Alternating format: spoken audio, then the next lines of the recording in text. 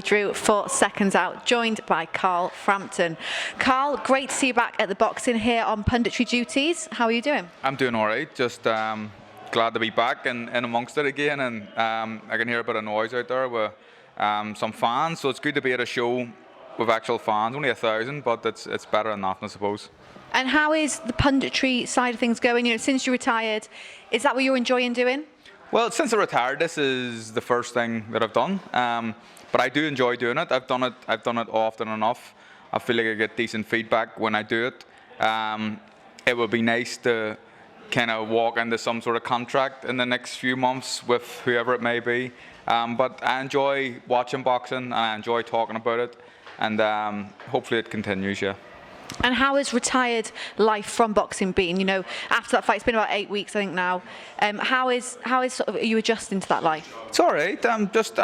I'm enjoying myself being at home with my wife and kids and chilling out and not having to be dictated to by a boxing schedule and worried about what I can eat and worried about going into the next camp. And I put on a wee bit of weight.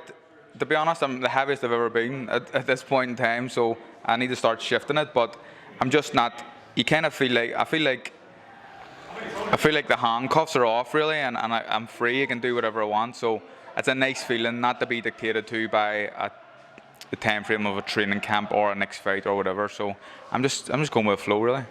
And now you've had a bit of time to reflect back on that fight. Did you, going into that fight, know that you were going to retire, whether you won or lost from that fight? And do you sort of look back on it thinking, you know, you did the best that you could at that time? No, win, lose or draw, I was retiring. So I made a conscious decision going into the fight that whatever happened, I was going to retire. Even if I won the fight and got offered a mega payday against another champion to unify, I was retired. So I wanted to win the fight and I thought I could win the fight, and I had a very good training camp. Well, in terms of my sparring and stuff, it was very good. It was all a bit, the training camp was a bit all over the place with different times and stuff, and the fight being postponed, and it was all a bit up in the air. But that happened to Jamel as well, I suppose, so I can't really blame that. But I went into the fight expecting to win, and it didn't work out, did it? And I was convincingly beaten, and I just realised kind of in there that I just don't have it anymore, and that's the truth. So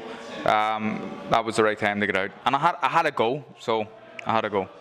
And you achieved everything you wanted to from your career. You couldn't really have expected anything more. No, I achieved more than I wanted to. I always wanted to become a world champion, and I've said this so many times. If someone had offered me the chance to become a world champion and granted me this wish that you become a world champion and you lose it in your first defence, I'd have taken that at the very start.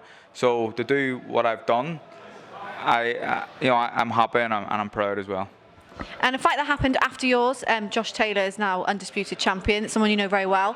How good was that to see him do that? It was unreal. I watched it on my own at home. I had a bit of trouble actually with a streaming site that I was using, Fight TV it was on, but it stopped halfway through round 9, didn't come back on to halfway through round 12. So I was kind of watching it on my phone on people's social media. So I was a bit annoyed, but it was an unbelievable performance from Josh, because Jose Ramirez is a quality fighter. He's a unified world champion, and in the fight he was undefeated.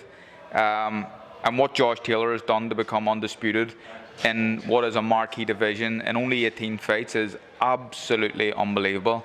And I just feel like he doesn't get the attention that he deserves from the mainstream media. We all know him, and you know him, and the boxing guys on the internet know him on all these platforms. But why are they not talking about that on the BBC? You know what? It's massive. It's absolutely massive. Another huge fight which was going to happen, AJ Fury, which is now not going to, potentially ever, or just postponed. How disappointing is that is not happening for the boxing world and the world in general? Everyone was thinking it was set in stone. I'm disappointed. I wanted to see the fight like everybody else did, and I'm sure everybody's feeling the same, but it's just, it looked like it was just about to get announced, and then suddenly we have it pulled away from under our feet, and the fight is no longer. And it's almost like you get a bit fed up with the politics of boxing. I know what it's like being in the game, but it's just shit, isn't it, really, that the fight can't happen. Both guys, you know, AJ fighting Usyk is a quality fight. Fury fighting Wilder, although he destroyed him in the second fight, but that's another good fight again. But I think because that other fight, all right, mate. I think because that other fight was so close to happening, we're almost disappointed with these other two quality fights that are now happening. So hopefully there's no complacency from AJ or Fury. Both get the win, and the fight can happen next. Fingers crossed it will. Also, just want to touch on before we finish the fact that Matchroom have now gone over to DAZN and left Sky Sports. What do you think of that move? Do you think it's going to be a platform that's going to get bigger and bigger? I think so. You look at these streaming sites; they're absolutely massive, and you've got DAZN obviously, who are huge just on this new deal with Matchroom. They've got Canelo and AJ and all these fighters. It's massive. You've got Triller as well in the background, who blew Matchroom and Top Rank out of the water for the Teofimo Lopez purse bids.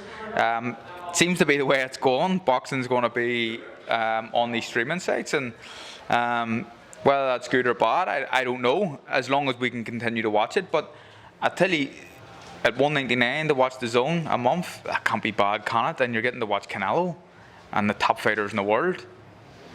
I don't think you can complain about that. Well, just on to tonight. Any particular fights you're looking forward to watching? Kevin, I'm looking forward to watching. Aggie Arco. Always difficult to say that. I know Kevin quite well. Nice kid, very good fighter. I've always liked his style. And obviously the main one, Dubois, to see if there's any, if he's still holding anything from the last Joe Joyce fight.